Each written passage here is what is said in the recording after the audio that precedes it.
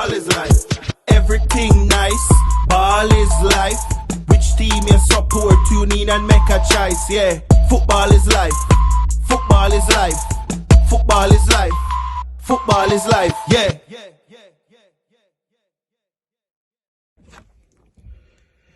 Hello everyone, welcome to the Football DNA podcast. It's your boy Bobo, and we're here today with a new video. We will be reviewing the recently concluded game week 17 of the Premier League.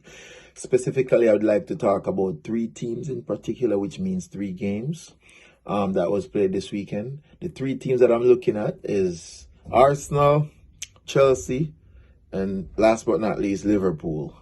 So yeah, let's get straight into it. Arsenal away to Crystal Palace. When you hear about that fixture, it does sound like a potential banana skin. It sounds like a game where Arsenal could slip up, but that was just before the game. As soon as that game started, straight away you knew there would only be one winner. Arsenal was devastating from start to end. The likes of Gabriel Jesus, he's back in form, isn't he? Back in form at the minute, to be fair to him.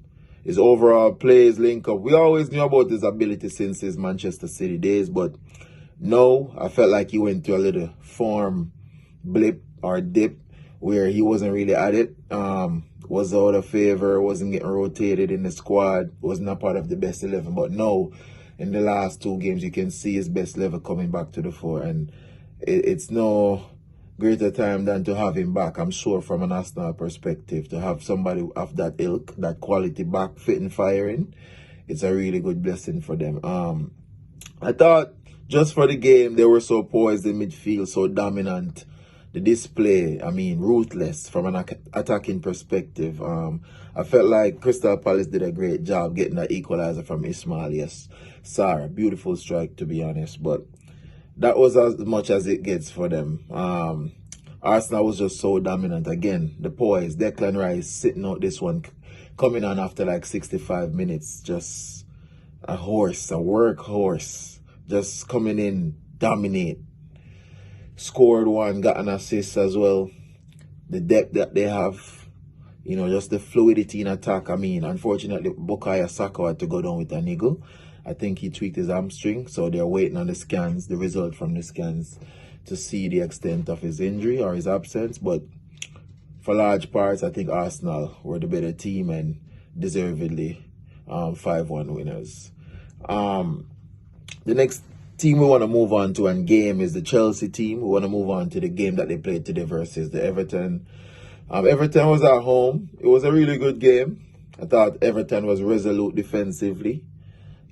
I've always said it to my colleagues in the football group that we're a part of. I told them before the game today that one weakness that I will say I observed in Chelsea game, I know I'm a Liverpool fan and I might get a lot of stick for saying this, but I do feel like when Chelsea come up against the lower block, I think that's just one of their Achilles heels so far this season. Like, if you give them the ball and you tell them to come at you and try to beat you, oftentimes they have to figure it out. And I haven't seen a display yet where they go up against a team that's so focused on stopping you from scoring and they've produced the goods. I haven't seen that yet. If I'm wrong, please feel free to correct me. I stand corrected. However, I saw against Liverpool tactically we tweaked it and we told them to come and attack us. Because we know with the defensive makeup that we have, the likes of Virgil van Dijk, Ibrahim Kumate, we know it's not easy to penetrate our backline. So I saw something similar today where Everton played a lower block and had a few guys in behind, playing off the shoulders, counter-attacking, enjoy that guy.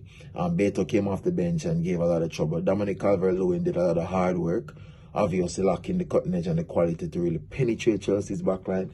But I thought in wide areas, in behind Disasi in particular, there was a lot of space and a lot of freedom that the number 10 for Everton was getting, and he was a handful throughout. Wonderful player. Had a really good game. And I thought in the end, Everton could find themselves hard done by or just feel rather unfortunate not to get one of those chances in the back of the net. But all in all, it was a fair result, I believe. I don't think Everton were the better team on the day. I think Chelsea dominate possession. They dominated possession. They ran the game. They didn't create much, and the few chances they had, they didn't convert. So in the end, I thought it was a fair point. They dropped points, so I'm sure they'll be disappointed. But it was a fairly good game, to be fair. Now we move on to Liverpool. Everyone know, if you watch the last video that I did on Liverpool, when we played against Fulham, I was very disappointed but happy at the same time. I don't know if that makes sense, but due to the fact that we went down to 10 man within 50 minutes and we were already down by 1-0, and to fight back and to dominate proceedings the way we did, I was very happy, but I was very upset and frustrated rather by some of the mistakes, the costly mistakes that led to some of the chances. But today I thought the guys went to the drawing board. Honestly, in particular, came with a game plan knowing that Tottenham are at their best when it's an open-ended game, right? Whenever the game is open and both teams going at each other, a basketball game if you like. But Liverpool were able to dominate proceedings. We were able to control the game through the likes of Ryan Gravenberch and Alexis McAllister. We were dictating the tempo of the game throughout. I thought that Dominic Szoboszlai, I've been one of his biggest critics in the past months throughout this season, but today he was brilliant. And to be fair to him, over the past 3 to 4 weeks, he's been getting back to his best level, and long may it continue. I always felt like going up against the likes of a Mohamed Salah, Luis Diaz, and an informed Cody Gakpo would have been a long day for Tottenham Hotspur, given that they have a very long injury list going on at the minute. But yeah, the boys came and did the business, and I'm just happy that we were able to capitalize. We were able to get 3 points, 6 goals. But if I was to take away one key fact from that game, or one observation from that game, is the fact that it was a coach's game. It's a game where, yeah, we let 3 in, we got 6, but that tells us that there's a lot more to work on. So hopefully we keep working and keep pushing on. Again, if you're new to the channel, please subscribe. We'd like to welcome you to this community. I'm out. Ball is life, everything nice. Ball is life. Which team you support? Tune in and make a choice. Yeah, football is life. Football is life. Football is life. Football is life. Yeah.